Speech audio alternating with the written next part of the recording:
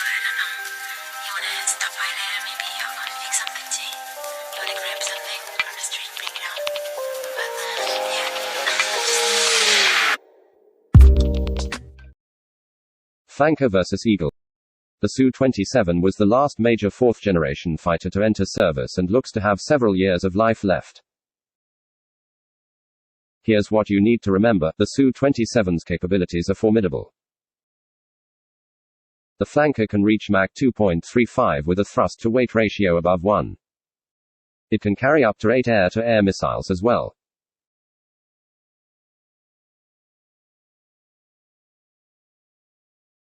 To the west, most of the legendary Soviet aircraft of the Cold War came from the design bureau Mikoyan Gurevich, which spawned such aircraft as the MiG-15, Faggot, MiG-21, Fishbed, MiG-25, Foxbat, and MiG-29, Fulcrum. The single best Soviet fighter of the Cold War, however, was Sukhoi's Su-27 flanker, intended both to defeat U.S. fighters over Central Europe in a NATO-Warsaw Pact conflict and to patrol the airspace of the Soviet Union against U.S. bomber incursions. The Su-27 survived the end of the Cold War to become one of the world's premier export fighters. Origins. The flanker emerged as part of the high-low fighter mix that both the United States and the Soviet Union adopted in the 1970s and 1980s.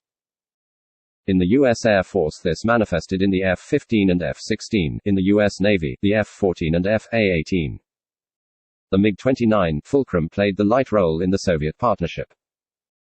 Sukhoi designed the flanker with the capabilities of the F-15 Eagle firmly in mind, and the aircraft that emerged resembles the fast, heavily armed, long-range Eagle in many ways.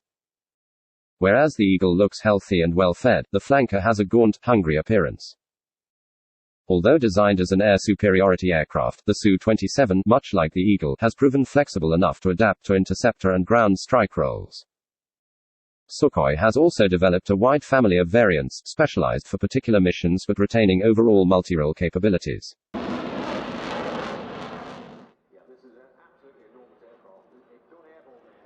The Su-27 entered service more slowly than its fourth-generation counterparts in the United States, or the MiG-29, for that matter. A series of disastrous tests bedeviled the program's early years, with several pilots dying in early versions of the flanker. As it entered service in the mid-1980s, production problems slowed its transition to frontline status. And of course, the end of the Cold War curtailed the overall production run of the aircraft. The Su-27's capabilities are formidable. The flanker can reach Mach 2.35 with a thrust-to-weight ratio above 1, depending on fuel load. It can carry up to 8 air-to-air missiles, generally of short to medium range. Other variants specialize in beyond visual range combat, or an array of bombs and missiles. In the hands of an experienced pilot, the Su-27 can carry out a bewildering array of maneuvers, many of which have delighted air show audiences across Russia and Europe.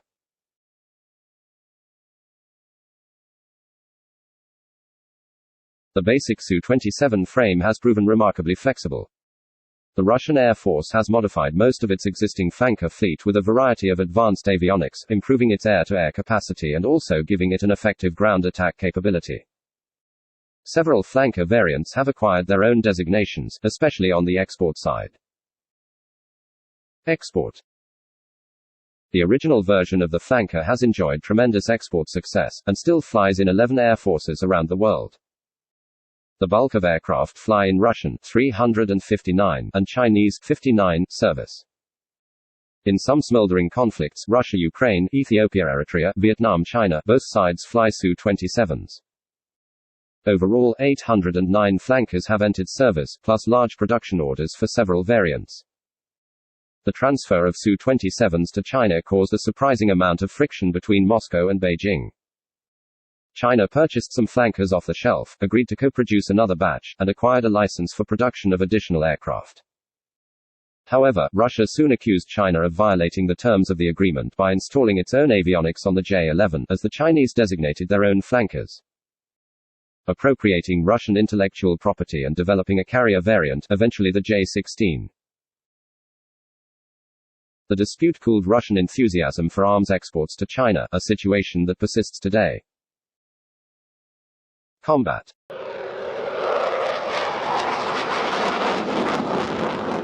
For such a remarkable aircraft, the Su-27 has seen relatively little combat. It has flown combat missions in several theaters across the world, although it has yet to serve in a sustained air superiority campaign. Flankers flew in some of the wars that characterized the disintegration of the Soviet Union, and have constituted the core of Russian airpower in the wars of Russian reconsolidation. Indeed, Su-27s have flown on both sides of the spasmodic conflict in Ukraine. Su-27s in Russian service also currently fly in Syria. In foreign service, the Su-27 has flown in the Angolan Civil War and the Ethiopia-Eritrea War, scoring its only air-to-air victories over Eritrean MiG-29s in the latter. The Su-27 was the last of the major fourth-generation fighters to enter service, and has proven an exceedingly successful design.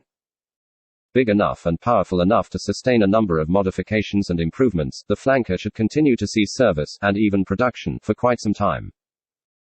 This is especially true given the uncertainty associated with the future of the Pak-FA, the fifth-generation stealth fighter intended to replace both the MiG-29 and the Su-27.